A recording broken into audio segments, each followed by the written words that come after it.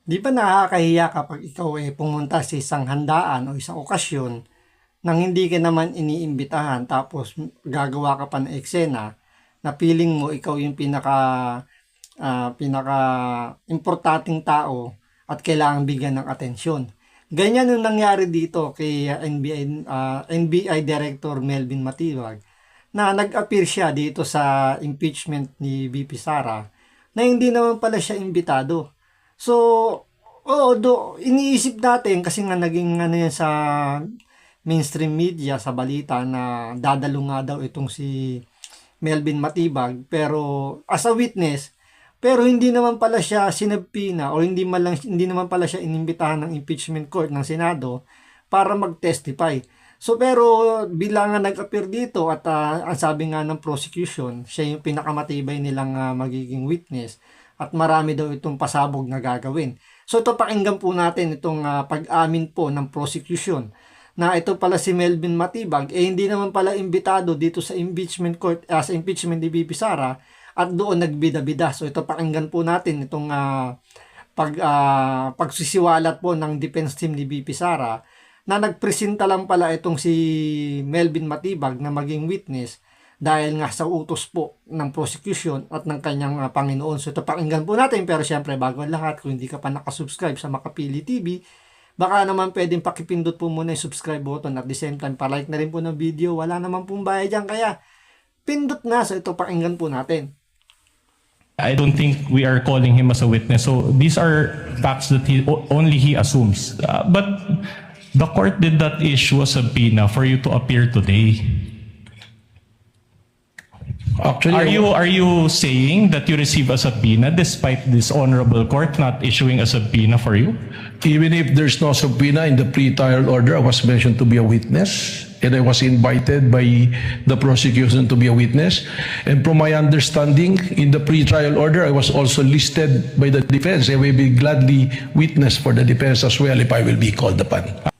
So yun, pinakauan lang siya ng prosecution na maging witness. So kahit na nabanggit siya doon sa pre-trial hearing, as long as wala ka namang subpoena, so wala kang karapatan dapat pumunta dyan sa impeachment court para magbida-bida dyan na akala mo nasa yun na yung pinakamatibay na testimonya at mga ebidensya para magdiin dito kay BP Sara. So kini-question dito ng defense team na bakit nakaupo itong si Melvin Matibag dyan. So parang lumalabas dyan na surprise witness to. Yun nga lang, hindi naman na-surprise yung defense team. Ang na-surprise lang, yung mga hindi alam na wala palang subpoena itong si Melvin Matibag. So, ang nagiging problema lang dito, bakit pinayagan ni Chis Escudero na umupo si Melvin Matibag dyan nung wala namang subpoena? At bakit pinayagan ni Chis Escudero na maglabas ng witness, yung prosecution, nang wala naman palang subpoena? So, yung malaking tanong dyan. So, ibig sabihin ba itong impeachment ngayon, mukhang binibigyan ng pabor ni Chis Escudero yung prosecution dahil nung una, pinayagan niyang buksan yung bank at saka BIR record ni BP Sara kahit na doon sa mga panahon na hindi pa siya impeachable officer, pinayagan ni Chis Escudero na makalkal. Tapos ngayon, pinabayaan uli ni Chis Escudero na, alam niyo yun, mag-testify si Melvin Matibag na hindi naman pala siya imbitado. So, pinayagan kaya ito ni Chis Escudero o parte ito ng kanyang mga plano dahil sa nangyari rito, imbis na makagulat si Melvin Matibag, napahiya pa siya rito dahil lumalabas, parang gate crusher siya rito. So, parang parang hindi ka imbitado sa isang okasyon, pumunta ka at nakikain ka, tapos ngayon yung mga kasama mo doon ay nagbubulungan. Bakit ka nakikikain dyan? Hindi ka naman pala imbitado. Alright, but which is which? Are you appearing today by virtue of a subpoena or without a subpoena? I'm appearing today as a witness, as called upon and announced by the Honorable Court and by the invitation also of the No, that's prosecution. not my question, Director Matibag. You're a lawyer, you know this. Are you appearing today by virtue of a subpoena or no subpoena? There's no written subpoena, but there is a verbal announcement from the Honorable Court that I will be a witness in today's hearing. Your Honor, the question of the defense is misleading. It is apparent that rescue, last si week a Jerby subpoena was Luistro. issued to the witness, Your Honor, and it is because of the other matters that was heard and addressed by the impeachment court. The schedule of the witness was scheduled to today. Your Honor, The objection is overruled. First, asked and answered, and for the record and information of the senator judges, the presiding officer confirms that no subpoena was issued to Director Matibag.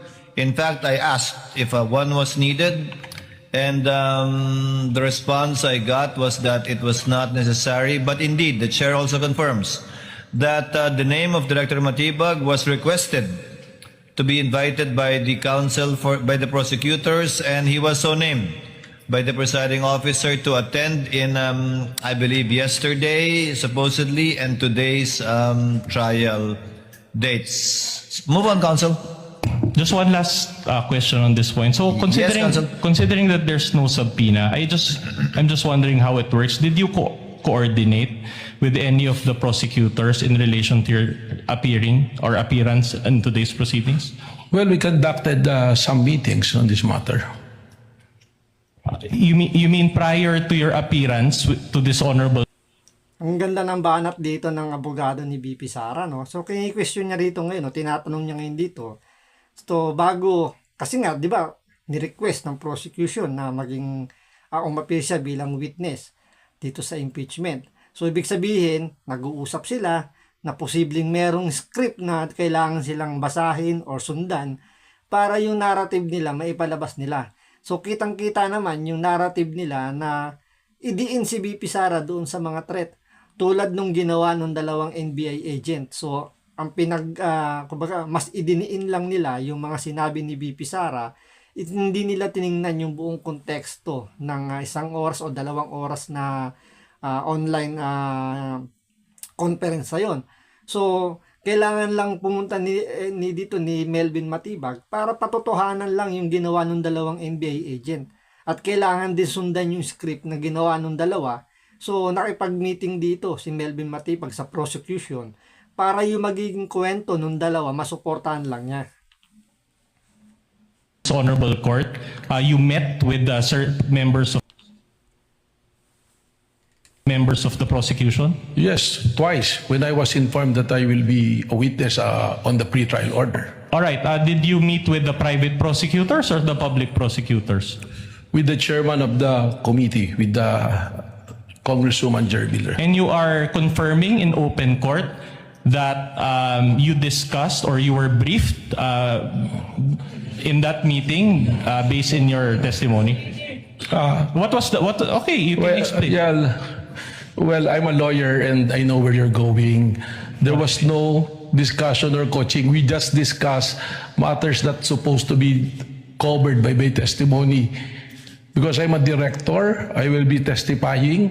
Of course, they will want to know what will be the nature of my testimony. In the same way that when you want to present me as your witness, I will be more than willing to sit down with the defense counsel. Your Honor, I take exception to that. I don't think Director Matibag knows where I'm going. In fact, I'm moving on to a new point. At any rate, Your Honor, I don't think we are... So, yun, nakita natin dito na nag-meeting itong si Matibag at yung prosecution. Bakit? Siyempre, kailangan sundan yung script.